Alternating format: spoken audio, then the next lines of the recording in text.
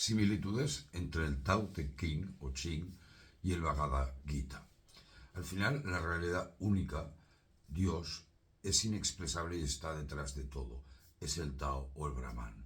Es la convergencia en la no dualidad. En este vídeo lo voy a dividir en dos porque es un poco largo, pero vamos a analizar muy rápidamente 8 de las principales similitudes entre el Tao Te Ching del taoísmo y el Bhagavad Gita del hinduismo, que define también el Vedanta. Y vamos a analizar 8 similitudes importantes. Primera, la realidad absoluta, el Tao o Brahman, trasciende al lenguaje y los conceptos. Es el principio de la no dualidad. 2. La acción perfecta es desapegada. Es el Wu Wei del taoísmo o el Karma Yoga del Gita. 3. Humildad y suavidad. 4. Retornar al origen, sin forma, simplicidad. 5. La vacuidad del ego permite la plenitud espiritual. 6. El arte de gobernar. 7. Unidad detrás de la multiplicidad. Todo emana de una única realidad y vuelve a ella. Y 8. Vivir en armonía con los ciclos y cambios inevitables. Es de alguna manera la aceptación del flujo natural. En realidad, insisto, es solo una aproximación, ya que el Tao y el Gita comparten muchísimas más coincidencias, sobre todo en la no dualidad. Soy Pedro Noney, traductor del Bhagavad Gita. He hecho dos traducciones, una es la del Gita de acuerdo a Gandhi, que aquí la podéis ver detrás, y la obra de Vivekananda. Y os tengo que decir a nivel personal que de todos los caminos espirituales que he estudiado, hay dos que me apasionan. Uno es el Vedanta, también definido en el Bhagavad Gita del hinduismo. Es este libro maravilloso, ya os digo que es traducido. Aquí podéis ver un ejemplo del libro, que contiene la traducción del Bhagavad Gita de acuerdo a Gandhi, y después la segunda parte contiene toda una explicación para entender el profundo mensaje, o intentar entender el profundo mensaje del Gita. Y luego el Tao, esta maravilla, un libro muchísimo más pequeño que el Gita, difícil, muy difícil de comprender, pero que yo creo que es las dos cimas espirituales de la historia espiritual de la humanidad. Bien, vamos a analizar la primera similitud, que es que la realidad absoluta, Tao o Brahman, trasciende al lenguaje y los conceptos. El primer aforismo del Tao Te Ching es uno de los más profundos y paradójicos de toda la historia del pensamiento de la humanidad, y es muy similar al del Gita. Y el Tao en el primer aforismo nos dice: el Tao que puede ser nombrado no es el Tao eterno. Lao Tse nos está diciendo desde el primer instante que el Tao verdadero escapa por completo al lenguaje, a los conceptos, a las definiciones, o en terminología del Vedanta, a nombres y formas, o en términos occidentales, al espacio-tiempo y causalidad. En el momento que intentamos atraparlo con palabras, el Tao es esto, el Tao es aquello, ya lo hemos perdido. Lo que se queda es solo un Tao relativo, convencional, útil quizás para orientarnos, pero no es el Tao absoluto, que es innombrable, inefable, que está más allá de todo par de opuestos. Y esta concepción es extraordinariamente similar al Nirguna Brahman, al Brahman sin formas, del Advaita Vedanta. Brahman está más allá de las palabras. Y os quería leer un verso del Brihadranyaka Upanishad que dice: el Brahman que tiene nombre y forma es solo el Brahman inferior. Aquello que no tiene nombre ni forma es el Brahman supremo. Si el Jnani Yogi, el yogi que sigue el camino del conocimiento, aplica la técnica del neti neti, es decir, no es esto, eliminando todo lo que es temporal, es decir, irreal, o todo el conjunto de nombres y formas, todo el reino de Maya, lo que queda es lo real, el Nirguna Brahman. Es el concepto de todos uno del Advaita Vedanta. Y Adi Shankara, el gran maestro que reformuló o sintetizó o sistematizó, el Advaita Vedanta, ya nos decía: Brahman es lo único real, el mundo es ilusión, Maya, y el alma individual, el Jiva, no es diferente a Brahman. Y en el Gita, Krishna también nos lo explica de la siguiente forma, y dice: Krishna le dice a Arjuna: ahora te expondré lo que se debe conocer, y conociéndolo se disfruta de la inmortalidad. Es el Brahman supremo, que no tiene principio, que ni se llama ni ser ni no ser. Y también nos dice que Atman, nuestra alma infinita, eterna, es inmutable y no se puede realizar ni por los sentidos ni por la mente. Y esta también es una de las esencias, este verso del Bhagavad Gita, que dice: Atman es incognoscible por los sentidos, inconcebible por la mente e inmutable. Sabiendo esto, no debes afligirte por tu cuerpo. O en palabras de Ramakrishna Paramahansa, que nos decía: Brahman es la única realidad, eternamente puro, eternamente despierto, eternamente libre, el Satchitananda, más allá de los confines del tiempo, del espacio y de la causalidad. Aunque por el poder insondable de Maya, esta hechicera que hace posible lo imposible, parezca dividirse en la multiplicidad de nombres y formas, Brahman permanece en verdad uno, indiviso e inmutable. Brahman está más allá de la mente y de las palabras. Por tanto, el Brahman del Gita coincide casi totalmente con el Tao del taoísmo. Y esto, esa convergencia en la no dualidad del Tao y del Advaita, es una puerta abierta, sin duda, al entendimiento entre ambas religiones. La segunda similitud que vamos a reflexionar, la segunda que vamos a ver, es la acción perfecta, es desapegada. Es el principio del Wu Wei y también es el principio del Karma Yoga.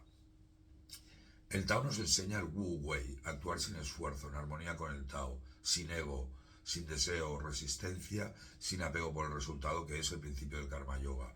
De alguna forma, en símil podemos pensar que todos los ríos desembocan en el mar, pero ninguno de ellos decide por qué camino tiene que ir. Es la ley de la gravedad quien le va a marcar el camino, rodeando montañas, erosionando poco a poco la piedra más dura. Y esto es Wu Wei. Y os leeré dos versos del Tao que dice: el Tao hace todas las cosas y no las posee. Actúa y no espera recompensa. Cumple y no se vanagloria. Por eso permanece. Y otro verso nos dice: cuando nada se hace, nada queda sin hacer. Perdón, tenía la garganta seca. Y el Bhagavad Gita nos enseña el Niskama Karma, actuar sin apego por el fruto de la acción, que es el pilar del Karma Yoga. Y hay un verso precioso del segundo capítulo que dice: actúa sin apego, firme en el yoga, equilibrando la mente en el éxito y en el fracaso. El yoga es la imparcialidad de la mente. Además, nunca hay que olvidar que Vishnu se encarna en Krishna, en el Gita, para proteger el Dharma. Es el famoso verso que a mí me fascina, que dice: cuando la bondad desfallece, cuando la maldad aumenta, cuando se olvida el propósito de la vida, yo me manifiesto. Vuelvo para salvar a los justos, destruir a los malvados y restablecer el Dharma. Yo nazco de era en era. Perdón, aunque en realidad Krishna, Vishnu, no tenga ningún deber que hacer. Y así lo dice Krishna en el Gita: yo no tengo ningún deber que hacer en estos mundos, o Arjuna, ni tengo nada que ganar o alcanzar. Sin embargo, yo también estoy comprometido con los deberes prescritos. Por tanto, hay una diferencia entre el Wu Wei y el Karma Yoga. En el primero es, de alguna manera, desaparecer para que el Tao actúe a través de ti, mientras que el Karma Yoga es actuar, es permanecer, pero siendo consciente que solo eres un instrumento de Dios, un hacedor. Recordar que en el Karma Yoga el fruto de los resultados se dedica mentalmente a los resultados del Señor. Y el Bhagavad Gita así nos lo explica, cuando Krishna dice: toda acción es realizada completamente por las gunas de Prakriti, es decir, la naturaleza. El hombre, engañado por el sentido del yo, piensa: yo soy el hacedor. Este concepto del hacedor es importantísimo que lo tengáis claro. Ya lo hemos analizado en otros vídeos. Recurriremos a las palabras de Ramakrishna para que nos dé luz a este concepto. Y Ramakrishna nos decía: sin un mandato de Dios, el hombre se vuelve vano. Se dice a sí mismo: estoy enseñando a la gente. Esta vanidad proviene de la ignorancia, porque solo una persona ignorante piensa que él es quien actúa. Verdaderamente el hombre se libera en la vida si siente: Dios es el hacedor. Solo Él lo está haciendo todo. Yo no estoy haciendo nada. Los sufrimientos y preocupaciones del hombre surgen únicamente de su persistente pensamiento de que Él es el hacedor. Otro punto que vamos a analizar es el de humildad y suavidad. En el taoísmo, la verdadera fuerza no está en la rigidez o en la violencia, una fuerza, sino en la flexibilidad, la constancia y sobre todo la capacidad de adaptación. Y así tiene que actuar el sabio, con humildad y sutileza. El agua no lucha contra la roca porque no puede, simplemente fluye, la rodea, la penetra por orificios muy pequeños, insiste, insiste, insiste, y con el tiempo va a lograr perforarla, la desgastará y finalmente la vencerá. Y hay un aforismo del Tao que nos dice: el agua es blanda y débil, pero vence a la piedra dura.